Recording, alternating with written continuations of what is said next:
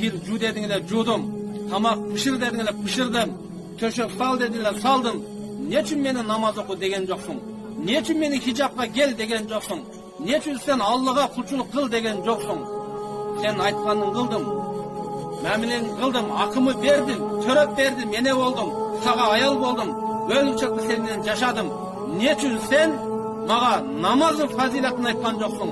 Не үшін оразаның фазилатын айтқан жоқсың? Не үшін үшінші байлық бар еле? Неге хажыға ертіп барған жоқсың?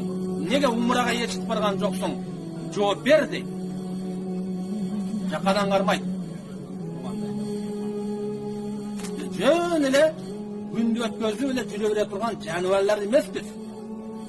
Биз ар бир минут секунд сайын өмүрүбүздө болуп жаткан кыймыл аракетибизге жооп бере турган Аллахтын кулу, пайгамбардын үммөтү, мусулманбыз.